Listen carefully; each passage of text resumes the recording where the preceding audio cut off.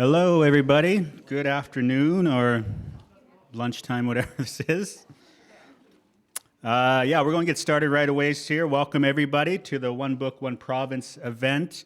My name is Ryan Moccasin. I'm the Indigenous Storyteller in residence. Lovely to have you guys here. I'm from Soto First Nation. I am a writer, stand-up comedian, TV producer, okay? And I am here to present this amazing event put on by the One Book, One Province. And, excuse me, I'm just going to get my notes here. Bear with me. We're going to play this a little loose right here, so everybody just bear with me here. So the One Book, One Province was created by the Saskatchewan Library Association in 2017. Its aim is to create an experience that supports literacy, creates a reading culture, and raises the profile of libraries and literary organizations, and builds community engagement through a shared experience. Each year, the SLA selects a title by a Saskatchewan author that builds awareness and understanding in topics such as diversity, reconciliation, or an aspect of provincial history. So that's the program overview. And before we get started, I want to introduce our elder for this event, Norman Fleury. And Norman's bio is somewhere here. So Norman Fleury. He's a gifted Michif storyteller and multilingual speaker. Hails originally from St. Lazare. Is that how you say it, Norm? Yeah, St. Lazare, Manitoba. His profound wisdom and boundless dedication have been instrumental in promoting and preserving the Michif language, culture, and traditions, ensuring their vibrancy for future generations. Currently, he is Michif Elder of the U of S and Provincial Elder of the Métis Nation. Working across the Métis homeland, designing and teaching the Michif language and cultural programs. He was an integral part in the creation of the book. Elder Norman Fleury's life and work symbolize an inspiring legacy of commitment and service to the preservation and advancement of the Michif language, culture, and identity. And I also heard you have an app, too, that you helped develop, right? Cool, I got that from the book. That's mentioned in there. Page 60, no, I'm just kidding. There's yeah, exactly. His transformative leadership and innovative initiatives have set a benchmark in integrating Indigenous knowledge into higher education, fostering a deeper understanding and appreciation of Michif traditions and heritage, and inspiring generations to come. So everybody, please help me welcome Norman for the Elder Prayer. Thank you.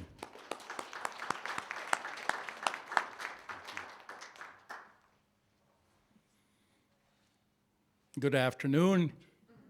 Bon après-midi. Tan chiki awa nosh ni miyochten wata ni pawian e pepik shkoyan limitchef malang. Kaya shkagi abat staya kya bichkita abat stana not lang limitchef maga pik shkoyan. I'm very happy and thank you for that great story about me. And sometimes we forget who we are, and we're reminded. And to stand here before you today is remarkable because time goes by. I worked here, and I still work at the university. I was in this building here for about 12 years and had an office here. But my office is the whole university now. It's the University of Saskatchewan, as I represent the Métis community as we know under Section 35. I'm not First Nation, I'm not Inuit, I'm a Métis. So that's where I hold my grounds, and that's what I represent when I stand up here. But I also acknowledge my ancestors, and today that's what we'll be doing here as we stand here in memory of the homeland that we're on, and we're reminded of that now. And it's becoming where it's very useful to remind not only us older people, but the younger people, so they can move forward and transition in a good way, and they can connect also to what legacy that our ancestors left behind with the White Cap Dakota Nation next door. And then we have the Treaty 6, which is a lot of First Nations people that still speak their language and really coming to this university and making a big change at this university, which now we're working together. And if we don't work together, you now have a sense of realization of what the narration is not the same if it's not inclusive of the Indigenous people, the first people here, and the Métis community around Prairie, which is next door to Whitecap. They had a real good relationship, intermarried. They sang together, danced together, ate together. Same as what we must do. And ladies and gentlemen, you might say, I'm supposed to be saying a prayer. Well, this is a prayer. When God gave us, Jesus gave us those words, and our ancestors, we spoke to each other so we can understand each other. Sometimes we define prayer differently than we should be in coming together in fellowship, like today having soup and bannock. That's the way of the Indigenous people. We eat together.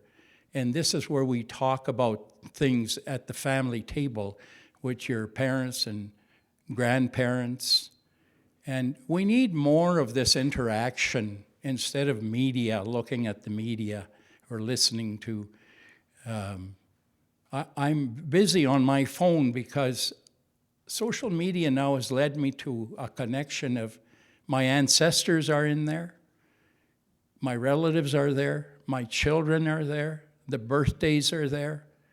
All those understandings of who we are as Indigenous people were very, I won't use the word powerful, but we are empowering each other and also the mainstream societies, which at one time, the pioneers where I come from, were next door to First Nations community or Métis communities, and we got along very well because we had to survive together. And this is what we must do. As a Métis standing here, my ancestors are in France and Normandy and Perche, where my great-grandfathers came from. But my ancestors are also here, the First Nation people, for 10,000 years and more. So with that, when I met, well, I've always had God in my heart. I've always had that open-mindedness, and I had good teachings from my grandparents, my Mushum and Kokum. Those were my libraries, and that's why I stand here today, because of them and also our greater powers. So with that, I'm going to ask our Creator today to bring us all together with one mind, and we can come together and bring your ancestors in the picture as I'm bringing my ancestors into the picture. The references that we make to the land and to the, I guess we can call it the next world where we go to. We're always building a road. I was taught to have ethics, belief ethics, and mainly to appreciate other people that have the theology, the understanding of God in that relationship, be it Jesus, the greater power, the Creator. But we understand each other where we're standing here together in this library, that we're moving forward to understand one another through the goodness of God and Jesus and the Creator, so we can build that foundation. We can have a good plan together as where we are today. And I'm very thankful, and we thank our Creator for those that were responsible for bringing us together here, and such well organized, and how we meet different people. And with that, we give thanks again. And in my language, I'll pray, Lebon Juman to Tagani Poyan. We chin koyesh chipik squayana noshkakyo with the kayatsik. We staw koyesh chamam taneitakik. Koyesh chip motetsik. Egachwanihketsik tanike utagani poyachanos. Tanihkyoganakskatoyak manto we chinan.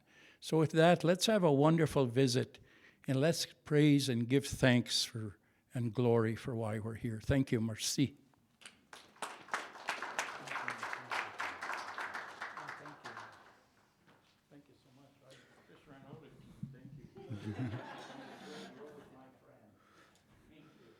Wow, thank you, Norm, for those inspiring and powerful words, and blessings upon this amazing event that the university has put together.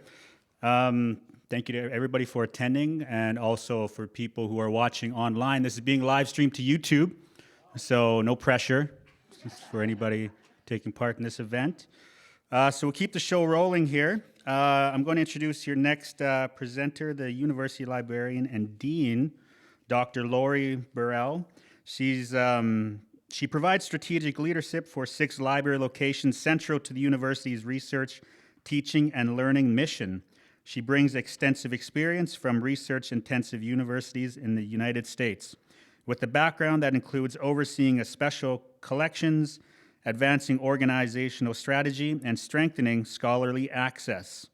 A strong advocate for inclusive, student-centered libraries and collaborative research support, Dr. Burrell is committed to positioning the library as a welcoming, innovative hub for the entire campus community. So let's welcome Dr. Lori.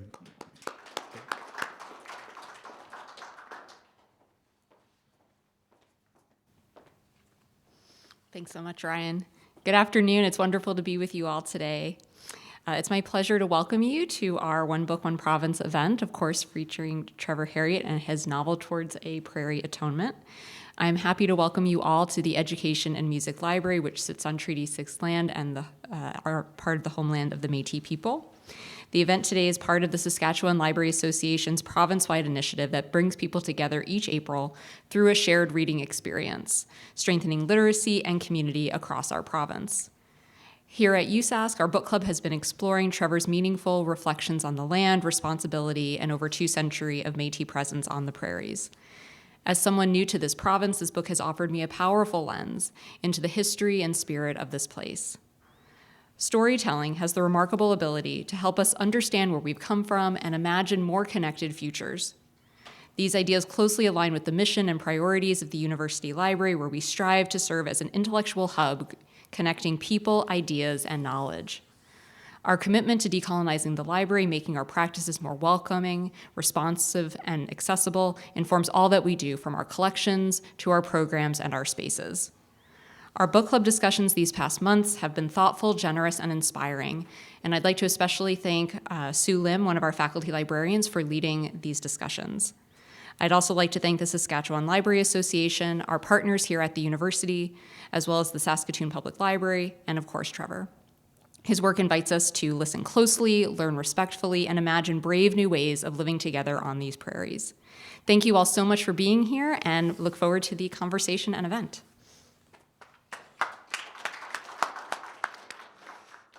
Thank you, Lori. And our next presenter is Amanda and, is it Angela? Who's Angela? What's that? Oh, okay, there's Angela on here too. It's a weird typo, must be. Okay. So Dr. Amanda Muller is a plant ecology laboratory instructor for the Department of Plant Sciences in the College of Agriculture and Bioresources. She has been chairing the Prairie Conservative Action Plan and Society for Range Management Prairie Parkland Chapter, International Year of Rangelands and Pastoralists, or IYRP, Planning Committee, and the U of S IYRP Planning Committee to raise awareness of the year across the campus and the province. So help me in welcoming Dr. Amanda to the stage.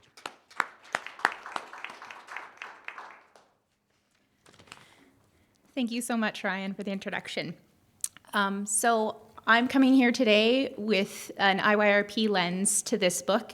When I first approached the libraries about what we could do to share stories about the International Year of Rangelands and Pastoralists, they jumped on board, thank you, Sue, and chose a book that I had read and thought was very much to what this year is about. So the International Year of Rangelands and Pastoralists is a year that focuses on rangelands across the world. So globally, attention has been turned to rangelands and pastoralists. Rangelands consist of everything from savannas to deserts to alpine meadows, to in Saskatchewan here our prairies, or even in the Arctic our tundra. In our prairie provinces, I think our grasslands are the most obvious thing that we connect to here in Saskatchewan. And so we really wanted to share stories about prairies and prairie peoples. Now, the second part of this is who are pastoralists? And the IYRP International Committee very much feels that pastoralists are anyone that is raising livestock on the land, but that is also includes stewards and peoples of the prairies. And so when we think about IYRP this year, really celebrates all prairies and prairie peoples here in Saskatchewan. This book in particular, I listened to it recently. I read it many years ago, but one thing that really spoke to me as we were listening to this book is how prairies, there's so little left in our province, yet many people don't understand that. Most recent estimates are that there is less than 16% of our prairies, and the Aspen Parkland in particular, less than 3% of our prairies remaining. So this idea that what's left of our prairies are really these little islands that are surrounded by cropland and settlement, and how the connections to the peoples that stewarded those lands has also been disjointed. And so my hope for today is that the prairies can connect us together in conversation, because I think those conversations in the history is very important. So in my role today, I just wanted to tell you a little bit about IYRP. In the College of Agriculture and Bioresources, I have been chairing a committee that has several events that have been planned throughout the year in connection with the libraries, as well as our colleagues in the School of Arts. And then across highlighting research within our college as well. And so there are some cards on some tables. Feel free to take a scan of those or grab one on your way out to keep in touch and hopefully bring this discussion out into the grasslands if there's a chance to attend a field trip or something like that to continue the conversation beyond just today. This year in particular, and this book, I think, really highlights some of the important things that the college is doing in terms of training our future rangeland managements or prairie managers, whether they be raising livestock on the land or just simply preserving what is left in the land. And so thank you very much for having me here today, and thank you guys for all joining in on the conversation. All right, thank you, Amanda. So, like I said, this is being live streamed, and we're going to have a little Q&A session afterwards. So start, thinking of ideas, you like to ask the panel or anybody else. I think we're going to have some commenters online to ask us questions on the internet's behalf. We'll see how that goes. So yeah, we're here today to speak about an amazing book called Towards a Prairie Atonement. And when I was reading the book the past few days, it really stuck out to me, like how Trevor really brings to life characters. When we think about stories, we attach ourselves to the characters and stories. And when I was reading his book, it was really beautiful how he would describe and bring to life this character of Saint Madeleine, which is the centerpiece of the book that he wrote. And in the Indigenous worldview and the Métis worldview, the land is not just some empty entity that's used for resource extraction or profiteering or anything like that. It's really a living and breathing entity. And Trevor really brought that out in the book. I thought it was beautiful the way he presented the prose, the way he brought to life. I really felt like as if Saint Madeleine was this character I was rooting for, just the way he brought it to life and told the story, the history, and also the future of how we could heal from this as well. And, so I was really looking at from a storyteller lens, and it really inspired me in my own work. So I just want to say thank you to Trevor for that. And with that, we have Trevor, who's going to here to speak with us about his amazing book. So Trevor is a prairie naturalist, activist, and writer based in Regina, Saskatchewan, on the northern edge of the Great Plains. He is the author of numerous acclaimed works of nonfiction and fiction, exploring grasslands, ecology, and the spiritual and cultural life of the prairies. His books include Grass, Sky, Song, a Globe and Mail Top 100 book, The Road is How, Islands of Grass, and of course, Towards a Prairie Atonement, which we will be discussing today. His novel, The Economy of Sparrows, was released by Thistledown Press in 2023. Herriot's writing has appeared in the Globe and Mail, Canadian Geographic, and the Narwhal, and he's a frequent contributor to CBC Radio. Trevor is also an alumnus of USask, and in 2021 was presented with the highest honor the university can bestow, an honorary doctorate of letters for his significant contributions to our communities. So it is my privilege and honor to welcome to the stage Trevor Herriot. Thank you, man. Thank you very much. Thank you. Hi, everybody. It is a great privilege to be here, to be part of this One Book, One Province thing. And a lot of people to thank. Lori, Ryan, Amanda for your words. And I especially want to thank Norman for getting us started off. That was my kind of prayer. I loved everything you said.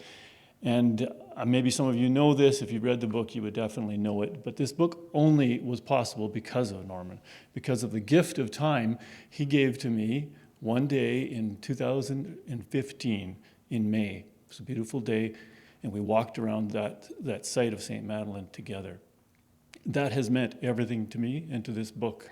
And as I said, this book would not be possible without Norman. And as many of you know, Norman is a national treasure. What he has done for the Métis Michif community in Canada cannot be overestimated.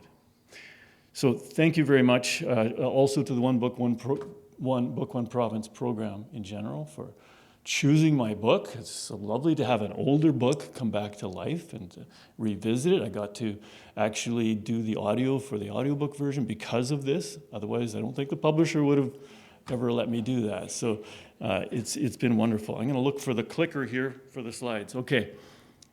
All right.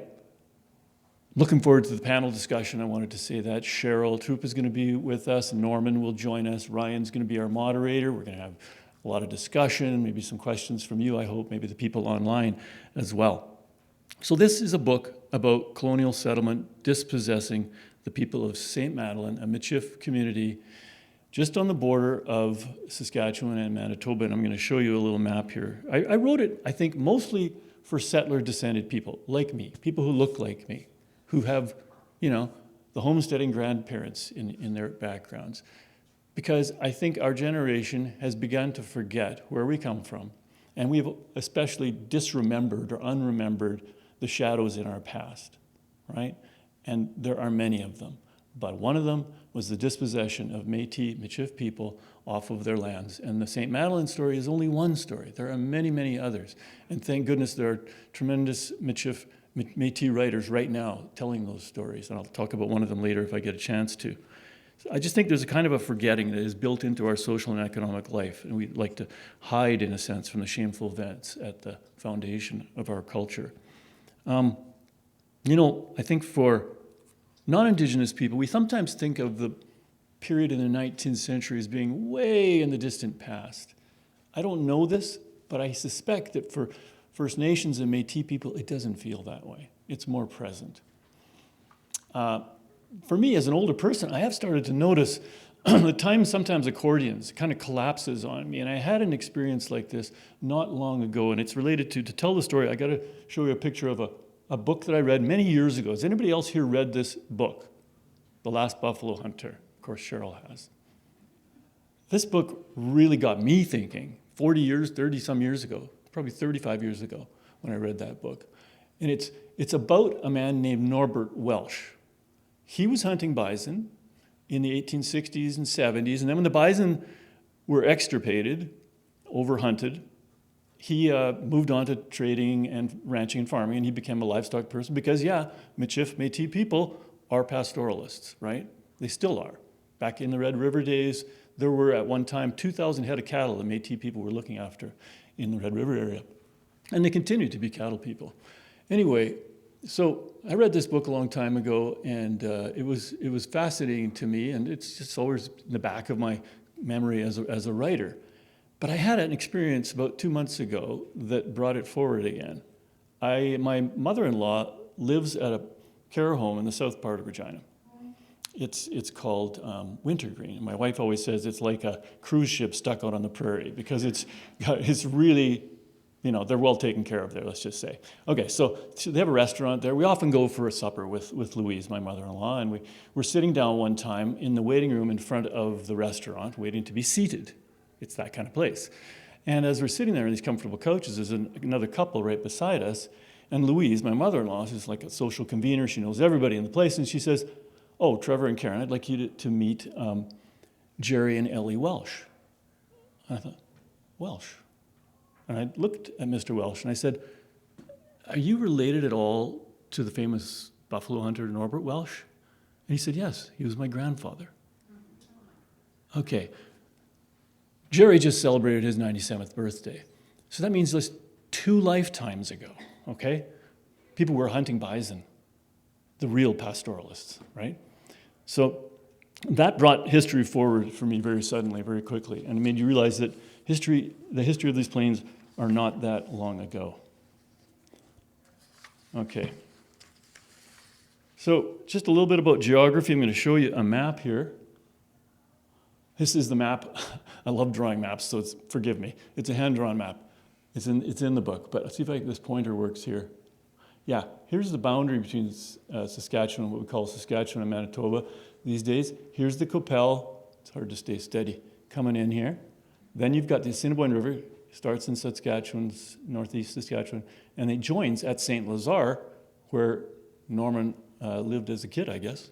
And anyway, just above there, you can see this square really close to St. Lazare, which is the St. Madeleine area. This is a blown-up version of it. The St. Madeleine area is right there. See the Assiniboine coming by there? There's a little creek coming through.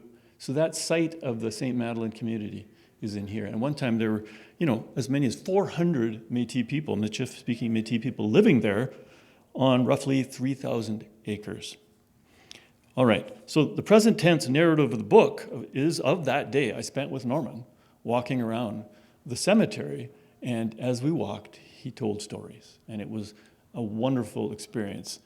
I'm tempted to just call Norman up here and have him tell those stories or read those portions of the book. I can't read in his voice, so I'm going to read you a couple of quick little pieces and then get on to a couple other things.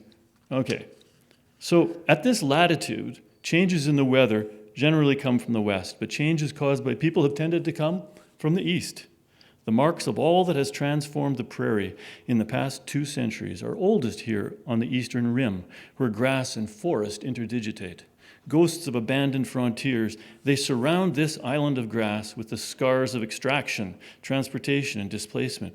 The remains of a pemmican depot from the 1780s, a Hudson's Bay Company fort that closed a century later, a Red River cart trail heading northwest. If you go to the community pasture just northwest of there, you can still see the Red River cart trails through the land.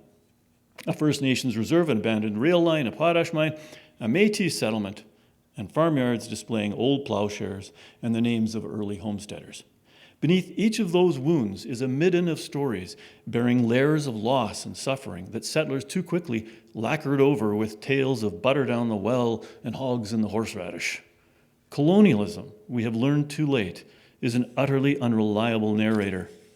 The work of decolonizing, of atonement, begins with the act of recognizing and honoring what was and is native but has been evicted from the land. Native plants and animals, but the original peoples, cultures, and languages too. Well, most of us live in landscapes that have been greatly altered by human agency, agricultural, industrial, or urban.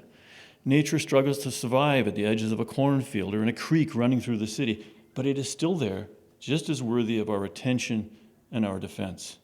But good things happen when we go to those places. It's not hard to find a piece of land degraded but not yet entirely annihilated by human activity. Walk through a place isolated or damaged by the extractive impulses of our species, and if you are quiet enough, attentive enough, you will be able to read its narrative of loss. The gift of any place, in soil and leaf and limb, remains remote until you expose your soft human belly to its brokenness. You may worry that if you let down your guard and acknowledge what is missing, the sadness will overtake you. And it may, for a spell, but if you stay, your thoughts will soon enough turn to the survivors. A kind of intimacy settles in, dissolving the sorrow in gratitude for what remains and hope for what could yet be restored, reconciled. Canada's prairie landscapes still rowdy with the old life, still sanctuaries of wildness, but clearly in decline and in need of more compassion and attention, give themselves readily to such a practice.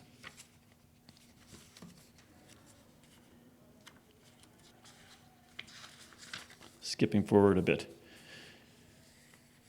In the first drought cycle, after a couple of decades of settlement and tillage, the prairie soil was traveling on the wind in dark blizzards, sandblasting settler shacks and piling in drifts along fence lines clotted with tumbleweeds.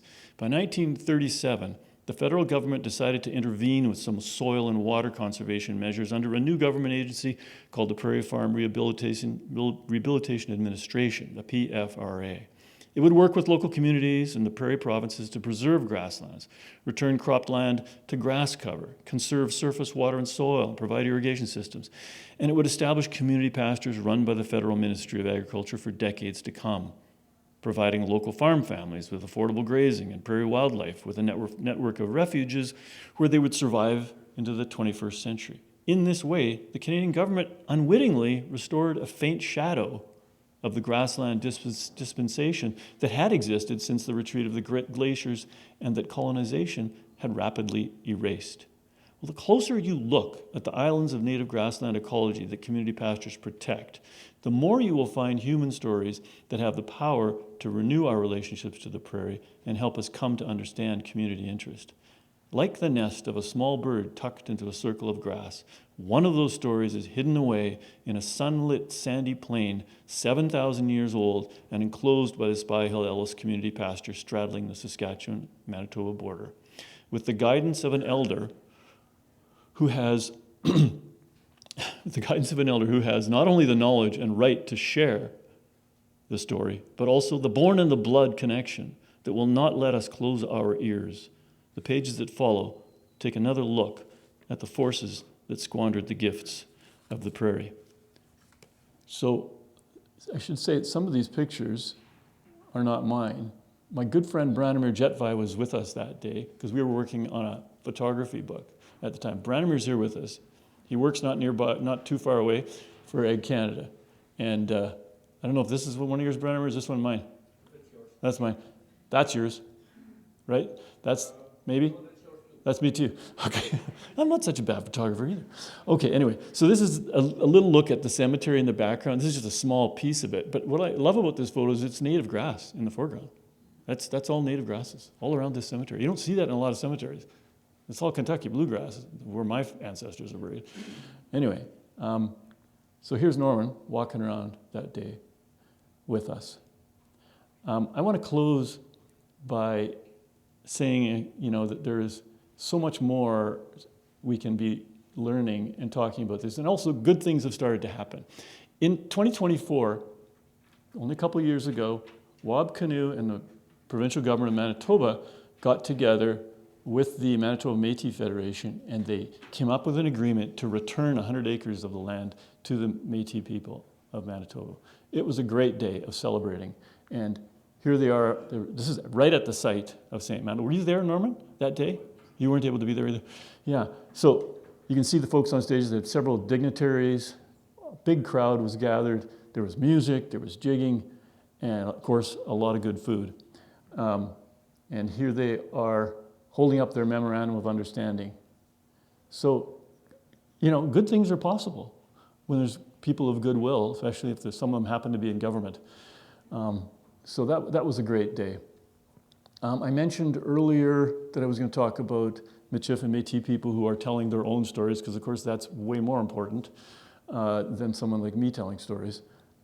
And this is a documentary that I was watching recently, the Michif Niyanan. Is that close, Norman? How do we say that? Michif Niyanan. Niyanan, yeah. We Are Métis, and it's by Christine Welsh, the great-granddaughter of Norbert Welsh. So she's Jerry and Ellie's daughter. And wonderful 1-hour documentary, I recommend it strongly.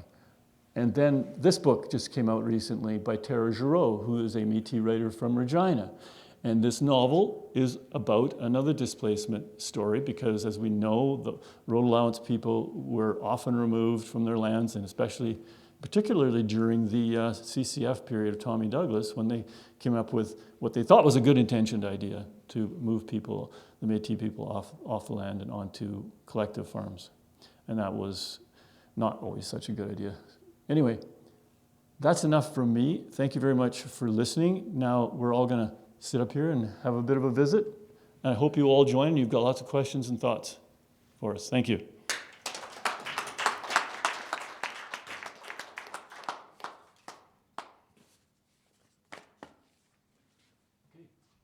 Thank you, Trevor. Give another round of applause for Trevor. Together that, Trevor, I think you took most of my notes. Can I have them?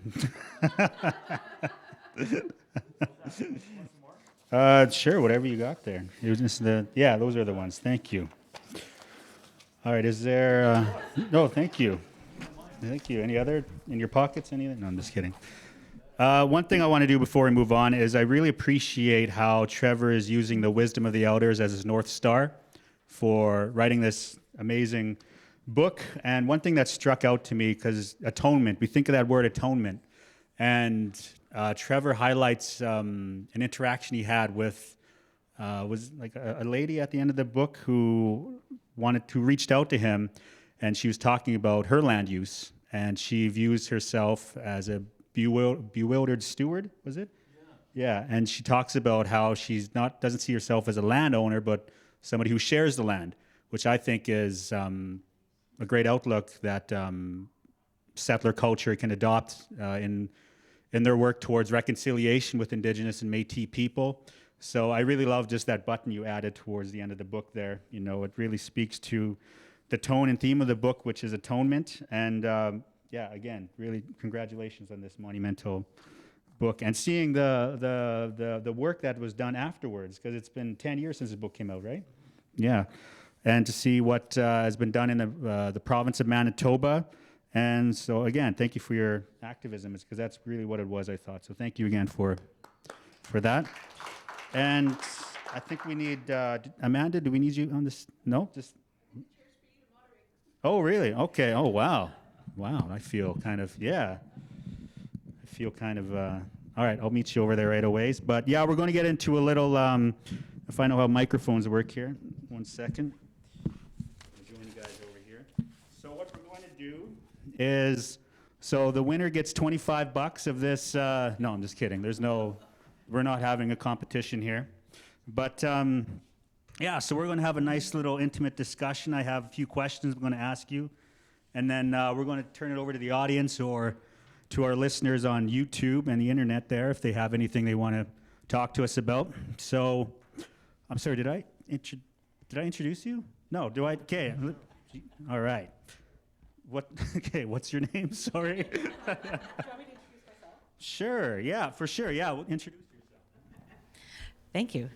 So my name is Cheryl Troupe. I'm an associate professor of history in the Department of History here at the University of Saskatchewan. I'm a Métis scholar. My family's originally from Prince Albert, and I've written and researched on Métis communities for many years. I first met Norman, I think, 20 years ago, when we were both doing some work with the Gabriel Dumont Institute. So I'm just pleased to be here and to talk about some of this history. Thank you for the invitation, and I'm looking forward to it. And maybe you found my bio. Yeah, I'll read your bio here. Sorry about that, Cheryl. Yeah, give it a round of applause for Cheryl here. So she's an associate professor. Her research centers on 20th century Métis communities in Western Canada and merges Indigenous research methodologies with historical geographic information systems to focus on the intersections of land, gender, kinship, and stories. She is a citizen of the Métis Nation, Saskatchewan, and a member of Gabriel Dumont Loco number 11 in Saskatoon. Troupe's recent book, Putting Down Roots, Métis Agency, Land Use and Women's Food, Labor in Qu'Appelle Valley Road Allowance Community, reframes Métis Road Allowance communities as a sites of resistance and resilience where liminality and poverty are not synonymous with atrophy. Examining these communities through the lens of women's work, particularly in food production, she considers their resilience and resistance embedded in everyday actions to maintain culture, family systems, commonly held values, and connections to the land. So another round of applause for Cheryl here. And thank you for putting up with me here. Okay. So first question. Maybe we'll start at Trevor at the end here. How does the history of settlement, colonization, and use of land in the prairies shape our realities in Saskatchewan today? Particularly, how do they impact our current economic, social, environmental, and political context? 10 words or less, yes. Is this on? Yeah. Well, I can answer that very briefly. I mean, who's got all the money and resources? It's all non-Indigenous people. The political power, it's still in the hands of people who look like me. It's still in the hands of settler-descended people. And there's stuff like duty to consult that we sprinkle here and there and check off those boxes, but it's not real, it's not fundamental, it's not consequential. We're still not really sharing the land and the resources with the Indigenous people. Yeah. What do you think of that, Norman? I have a different worldview or different perspective on the Métis Nation Saskatchewan government has been building a foundation for a while now through 4 locals in this community. And everybody has a participation in changing that narrative of the past, and the collaboration with chiefs and presidents and local people. We are now, not just now, we've always taken an inventory of the past. And what does that mean? And we talk about future, which is our grandchildren, and what are we going to leave for them? What legacy? So our responsibility is it's based on negotiations with government, the provincial government, the federal government. So under Section 35, you have First Nation, Métis, and Inuit. And so the Métis have been really transitioning to build that relationship, to change those narratives, to have inclusiveness. But we're taking the bull by not one horn, but both horns. And you can ride that bull with us if you want to move forward. But there's no more roadblocks. We've got lawyers, we have our own university professors, and we work at universities. Our elders are at universities. We have the wise ones. And the wise ones here are of Dene, they're of Assiniboine and Cree and Michif and Inuit at the table. So what better collaboration than you have? And we didn't come to this university to change the university. We come here to be part of this university. So this is the highest place of learning in the world, where we're sitting. And if we don't utilize this, then it's going to be our fault. It's not about pointing fingers, but it's to justify. And so we can be the judges of the wrongdoings that happen to our people. And we're the best to judge that. And I thank Trevor for bringing us together here in this openness, being open-minded at the university. And I hope the deans are listening. I hope the president is listening. I hope these people with different schools and colleges are listening, because it's time we collaborate. It's time we visit with each other. Otherwise, we're going to be talking about the past for too long. I'd like to move forward to today and tomorrow, and that's my responsibility as the elder of the spokesperson of the elders north, central, and south of the province. And we have different lifestyles from the north, central, and south. The north are the water people. Here you got a mixture of water and the buffalo people. When you go further south, it's the buffalo people. So when we talk about buffalo, my great-grandfather, Jean-Baptiste Lépine, who was part of the resistance, he went and captured calves during the hunt to sell to Parks Canada. And that's how we got buffalo. And my son, Mark Fleury, is Métis Nation Saskatchewan herdsman, buffalo herdsman. And he was, the other day on his birthday, he harvested a buffalo and feeding the elders. And we're having a celebration to talk about those things that we can talk about like we did in our tables, family tables. But anyways, I have lots to say, but we're limited, and I don't like being limited. And sometimes we have to have workshops, we have to have conferences, and so we could both understand each other. But I'm very happy we got this time today, and even though we're limited, and it's great that we have a good moderator here, and you can see the visibility of the Indigenous people. And that's what we need, and we can work with non-Indigenous, because that's what we're all about. If we don't work together, we're not going to make the change. When I see my grandchildren coming to this university with people from the Ukraine and India and that, we're here to make a difference.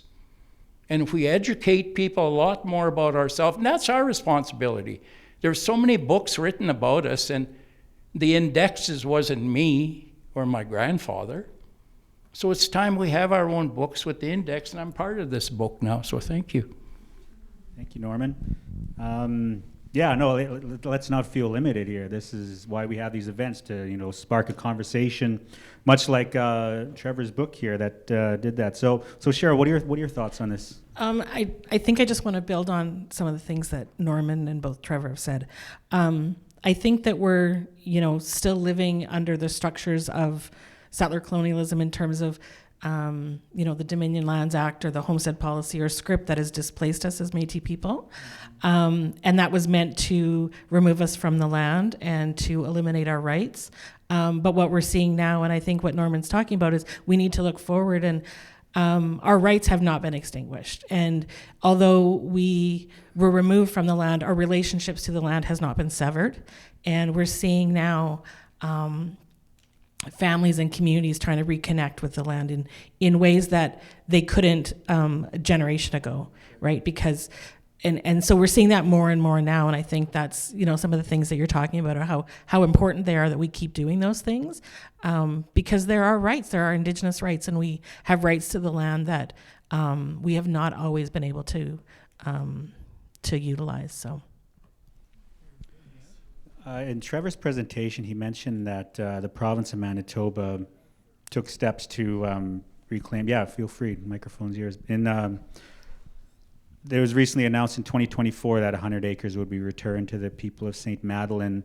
I'm wondering, with this amazing panel here, what do you think should happen now? That's a great start, but what can be done not only from the provinces, but also from the federal level as well, even to the micro level, like settler colonialists, private landowners. What do you think could be done to, keep moving this forward? It's definitely a question for Métis people, not for me. So, for myself personally, we are adjusting as much as we can, like Cheryl was saying about those rights. We're starting to recognize those rights, and we're putting them in the right perspective.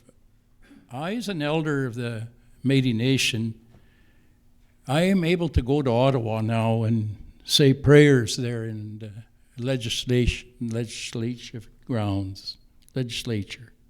That would never happen before. And I'm able to speak different language. I speak 7 languages. Je parle le français aussi. Ça fait que quand je vais à Ottawa, je suis capable de parler le français avec ceux qui sont dans le gouvernement. Pinbik shkwan mina malanga gimigaw yan. Dan shinabem, nagashkitomen dan shinabem yan. Niponemon. I also speak Dakota. So that was the Métis at one time, the Michifs. They were able to speak many languages because our relatives. We were able to speak to our relatives. They couldn't speak to us in our language, but we could speak to them. So we were able to communicate, same as I'm doing with you now. This is your language is English, or most of us. It's a working language. And if we don't utilize this working language to adjudicate, to make sure that we're moving forward, like taking back the land is different than acknowledging the land of where it was originally. And we had lots of land. Like the people that came to St. Madeleine, there were different names, mostly Fleuries that took part in the resistance. There was Ballymers, who Louis Riel's, his in-laws come from St. Madeleine. Louis Riel was visiting in that area.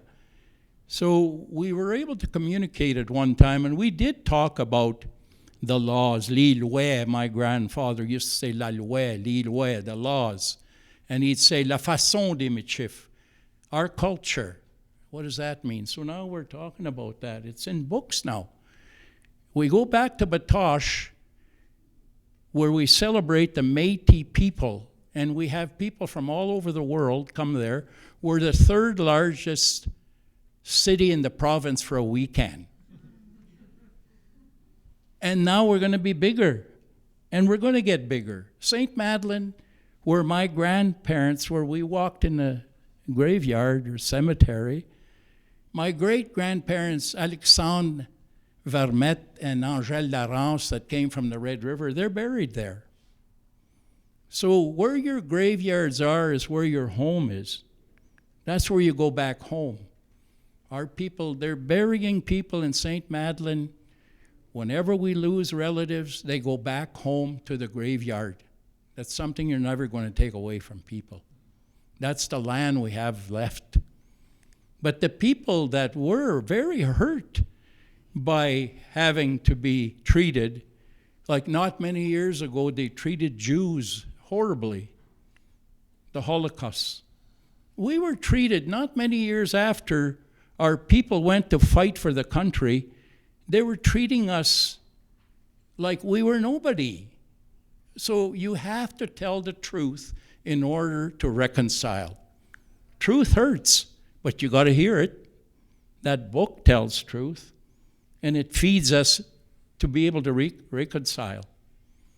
You see, so we're moving forward, and people go to St. Madeleine now because the only land we have is the graveyard. Now we have 100 acres thanks to Wab Canoe, a First Nation relative from Ontario, you know, and he's doing his best, regardless if he's NDP, conservative, or liberal. It's got nothing to do with that. The parties shouldn't have anything but to service the people, and he's doing that. So thank you so much again, and I'm very happy to be here with you. Oh, you got one. Thank you. I think, so the returning of 100 acres of land to St. Madeleine, I think is a huge first step. But I think what's really significant is there needs to be the recognition of wrongdoing, right? And I think that has to take place for Métis communities all across the prairies, because St. Madeleine is not the only community that was pushed out or burned out. And so I think that's, will that happen in Saskatchewan? Let's hope, but that has to happen. And I think when we're thinking about, that has to happen from the provincial level, where the Métis Nation can advocate for that. But I think there's a personal responsibility as well as a governmental responsibility. And I think that's one of the things that, Trevor, you were talking about, was that this book is for settlers. And this book is about what settlers can do and to atone. And that's educating themselves, having these conversations, and understanding the history. And yeah, sometimes it's uncomfortable, but it's important, and it has to be done. And I think, the fact that this book is being so widely shared and these conversations are happening, I think is really important going forward, because educating people about St. Madeleine is the only way that happened, that they got land returned. And so maybe there's, opportunity to expand beyond St. Madeleine to other communities, so that, we can think about how do we encourage settlers, individuals, governments, organizations to atone for this history, and what does that look like? I think about some of the work that's been done with Parks Canada at Batoche. They've come a long way in terms of working with the Métis community. They work with the Métis Nation, the government, but they work with families and they work with the local community in really significant, important ways. And like the return of the buffalo there a couple of years ago was a huge monumental thing for the community. And so it's those types of actions that need to keep continuing that impact, provincially, but are also really important to people on the ground in those communities. So. As a person who worries or thinks a lot about native grassland, it would just be wonderful to see a Métis community get a hold of a big piece of grass, a big one. There are pieces of grass in this province. I know we're down to 16%, but there are still some that are 100,000 acres or more. You get something like that, even if it's not all pristine native prairie, and have Métis community looking after that, reintroducing bison, maybe if they need an economic development, they put some cattle in there too. I don't know. Whatever. Let them do it their own way. That would be a big step. I'd love to see that happen.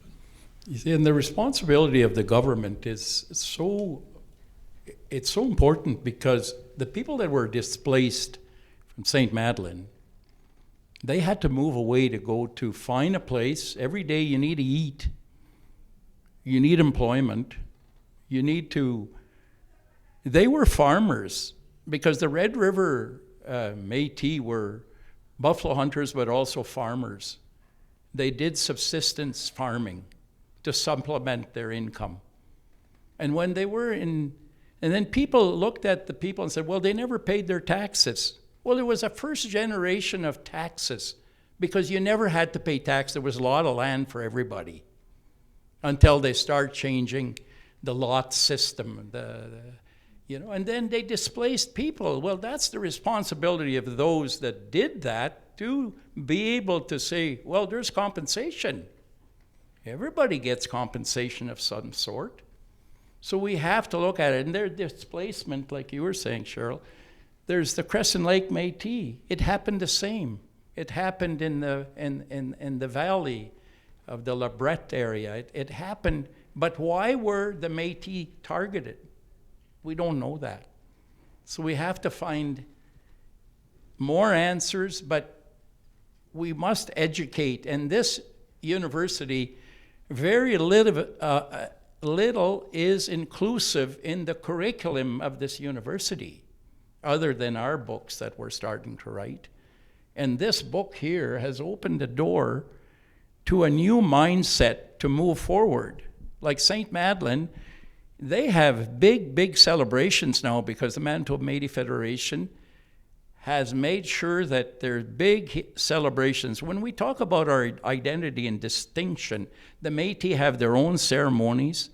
We have our own songs. We have our own mythology, our own legends. We have our own flag song. We have everything that our relatives have that are First Nations and Métis, Inuit. So let's look at ourselves first.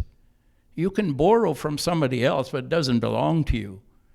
But make sure you're using those the stories of our Mushums and Kokums that spoke their own language. We developed a language. Michif language was developed by our own people. No place in the world that there are two nations come together to make one nation. We did it. We're the only one that can celebrate that. And our language was researched and studied by linguists, language specialists.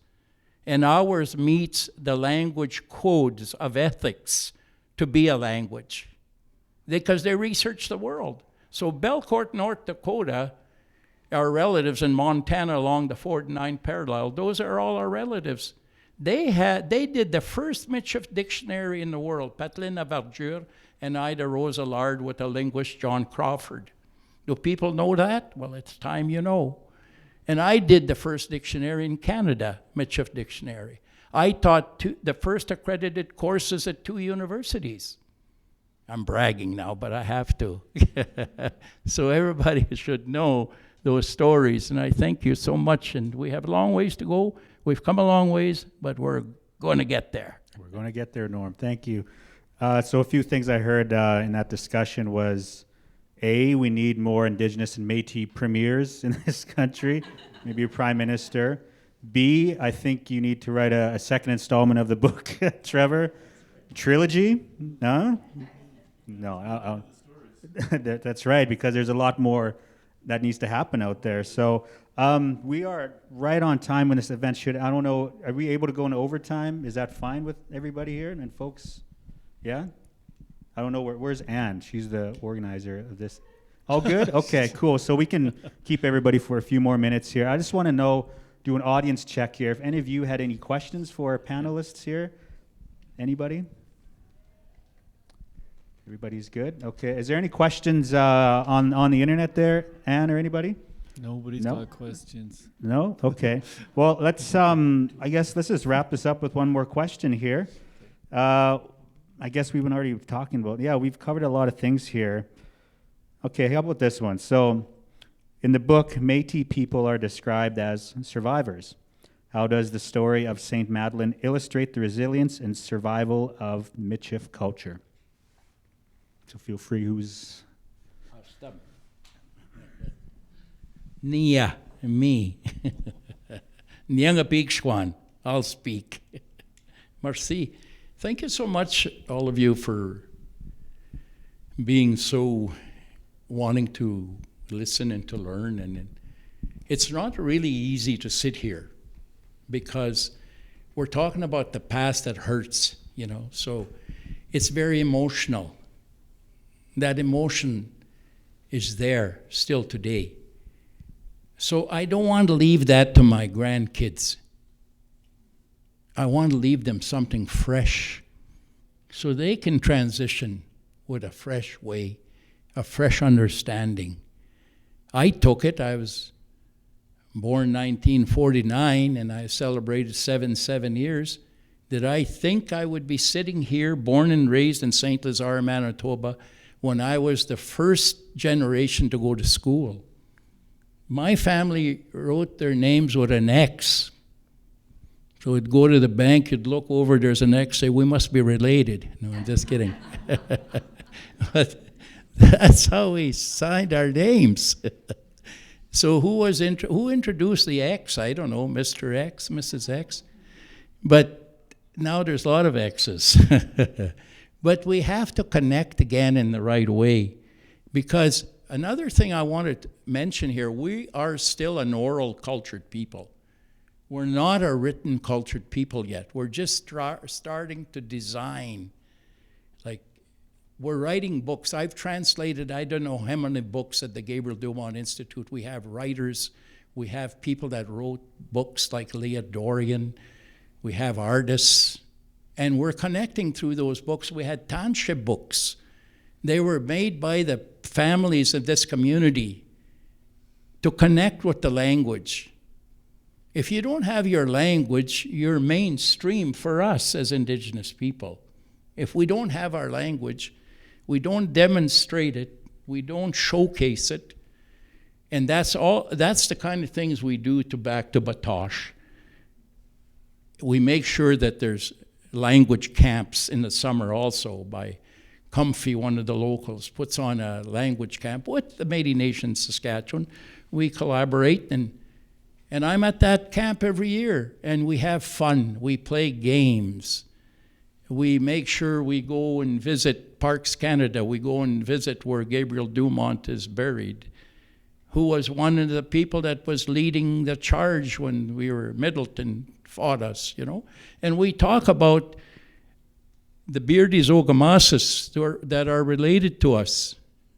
The Gardapi's mother's Fleury were related. We can't forget Wakoto, and when we talk about Wakoto and being related, La Parentie, that's one thing I was talking about with you, Trevor, is how we're related to this atonement. We're all responsible somehow, and that we're related to the land as Indigenous people, and we're related to the whole environment. My grandmother told me, Kaya chinochigeya, we can't hunt now. They'll be born soon, the rabbits. Even the rabbit we protected. We protected the gophers. We protected the trees. We protected the berries. It was all harvesting. And we were the best conservationists in the world. We were the biggest ranchers. We had 60 or 70 million buffalo, which we shared with our First Nation brothers and sisters.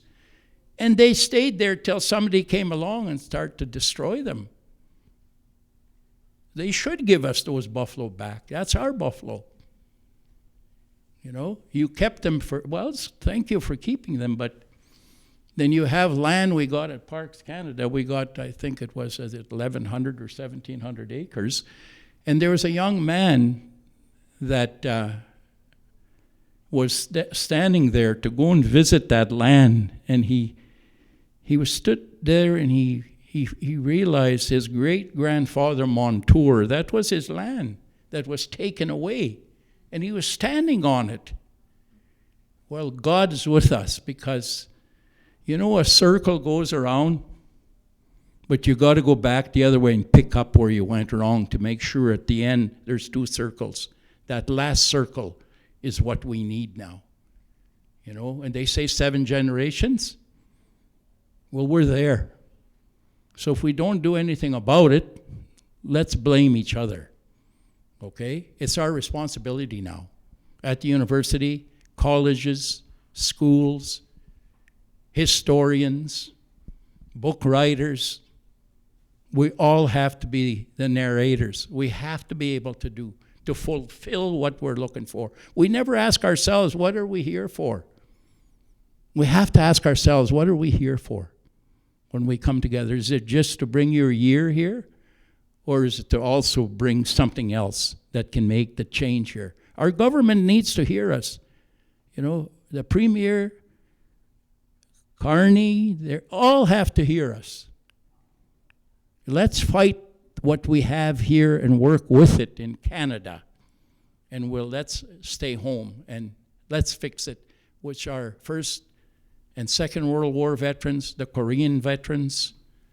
If it wasn't for them, the veterans that back in Isle Lacrosse and different communities, they started to organize the Métis Nation when they got home. So we got to give thanks to everybody. So anyways, with that, I'm very happy again to be here, and we have to tell those stories and we have to write them to make the difference. And at 77 years old, and some people are older than me, maybe in this crowd, but we have more years behind us than we have ahead of us. So we have to look ahead and make sure those years we have left, we can participate to make that difference. So, merci again. Thank you, Norman. Cheryl, what are your thoughts on it? Well, I don't know if I should follow that. That was, I think that's a good way to wrap up. No, okay. Trevor, did you have any thoughts on No, if your question about, you know, why are the Indigenous or the Métis people survivors, I think everything Norman said, that the ethics he's talking about, the values, those are people who survive. I think over the long arc of history, it is always going to be people who are that connected to the land and have full embedded respect for it in their lifeways. Those are the people who are going to survive, not the people who are extracting wealth for short-term gain. You know, it's going to be that Indigenous way. Yeah. Appreciate it. Well, thank you so much, everybody, for taking part in this event with us. I'd like to thank the Elder Fleury and Cheryl for taking part in this panel with us. Also thank Lori and the University Library for putting on such an amazing event. The Library Association and the One Book, One Province Committee for choosing such an amazing piece of literature from Trevor. And also everybody who came here and everybody watching on YouTube. And also for Amanda for giving us that presentation on the International Year of the Pastoralists. I encourage everybody to find the book. I think it's online. It's on Amazon everywhere. There's a bunch right back there, so feel free to grab your own copy. Thank you again to our panelists, to Cheryl, Elder Norman, and of course, Trevor for taking part in this event. So thank you, everybody. Let's give a round of applause. And I just want to end on one note. I read in the afterword that Norman said he lives the best of both worlds, Indigenous and European, and created this amazing Métis culture. And I really believe that Métis people are the key in the path towards true reconciliation in Canada, because they do represent both those worlds, and I strongly believe that. So I thank you for those beautiful words, Norman, and thank you everybody for being here today. So have a good day. Thank you.